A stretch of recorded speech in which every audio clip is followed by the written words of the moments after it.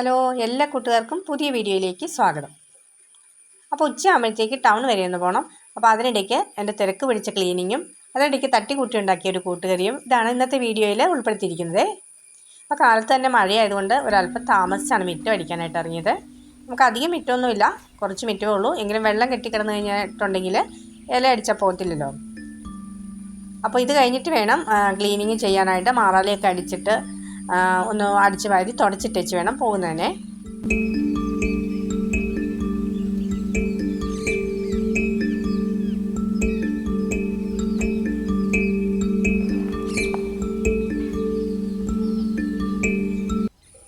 അപ്പോൾ ആ പോയ ചൂല് വെച്ചായിരുന്നു അടിച്ചുകൊണ്ടിരുന്നത്. ഇന്നലെ ഒരു നല്ല ചൂലുണ്ടാക്കി വെച്ചിട്ടുണ്ടായിരുന്നു, അത് മറന്നുപോയിട്ട്. അപ്പോൾ പെട്ടെന്ന് ഓടിപ്പോയിട്ട് അതിൻ്റെ ഇറക്കമൊക്കെ പാകത്തിനാക്കിയിട്ട് പിന്നെ ബാക്കി ഭാഗം അത് വെച്ചടിച്ചു.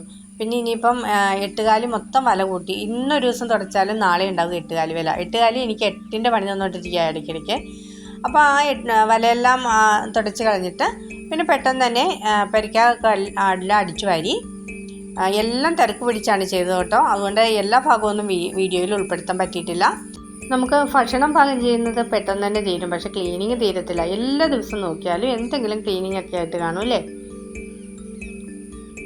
അത് തിടുക്കപ്പെട്ട് എന്തെങ്കിലും ചെയ്തിട്ടുണ്ടെങ്കിൽ നമുക്കത് പണി തീരുകയില്ല. പിഴിഞ്ഞൊന്നും ശരിയായില്ല, പെട്ടെന്ന് തന്നെ എടുത്ത് വേഗം അങ്ങ് തുടയ്ക്കുകയാണേ. ഭക്ഷണം ഉണ്ടാക്കുന്ന ജോലി കാലത്ത് തന്നെ കഴിഞ്ഞില്ലെങ്കിൽ എനിക്ക് ഭയങ്കര മടിയാട്ടോ ഇടയ്ക്ക് സമയത്ത് ചെയ്യാനായിട്ട്. അത് കാലത്ത് ഞാൻ 4:45 നിൽക്കും. അപ്പോൾ 7 മണിക്ക് മുമ്പ് എൻ്റെ ഭക്ഷണത്തിൻ്റെ കാര്യങ്ങളെല്ലാം റെഡിയാണ്. അപ്പോൾ കൂട്ടുകറിക്കുള്ള കഷ്ണമെല്ലാം തന്നെ രാവിലെ അരിഞ്ഞു വെച്ചിട്ടുണ്ടായിരുന്നേ. അവിയലിന് കൊണ്ടുവന്നേ കൊണ്ട് കഷ്ണമാണ്, അതിനകത്ത് ചേന ഉണ്ടായിരുന്നില്ല. എങ്കിലും ബാക്കിയുള്ള കഷ്ണമെല്ലാം കൂടെ അരിഞ്ഞു വെച്ചിട്ടുണ്ടായിരുന്നു. അപ്പോൾ പിന്നെ കടല വെള്ളത്തിൽ ഇട്ടിട്ടുണ്ടായിരുന്നു, അത് നമ്മൾ കുക്കറിലൊന്ന് അടുപ്പിച്ചെടുക്കുന്നുണ്ട്. അപ്പോൾ തേങ്ങ എടുത്ത് ചിരകിയിട്ട് നന്നായിട്ടൊന്ന് വറുത്തെടുക്കുന്നുണ്ട്. നമ്മൾ അരച്ചെടുക്കുന്നില്ല, പെട്ടെന്ന് ഉണ്ടാക്കുന്ന കറി ആയതുകൊണ്ട്. പക്ഷേ ഇങ്ങനെ തേങ്ങ ചേർത്താലും നമ്മൾ വറുത്തരച്ച കറിയുടെ ടേസ്റ്റ് തന്നെയാണ് അതിന്. പിന്നെ നമ്മൾ കഷ്ണം എല്ലാം കൂടെ ഒരല്പനേരം അരിഞ്ഞ ശേഷം ഉപ്പ് വെള്ളത്തിൽ ഇട്ടിട്ടുണ്ടായിരുന്നേ. അത് കഴിഞ്ഞ് പെട്ടെന്ന് കഴുകി വാരി എടുത്തിട്ട് മഞ്ഞൾപ്പൊടി ഉപ്പും കൂടെ ചേർത്തിട്ട് അല്പം വെള്ളം ഒഴിച്ചിട്ട് കറിവേപ്പില ഇട്ടിട്ട് വേവിക്കാൻ വെച്ചു.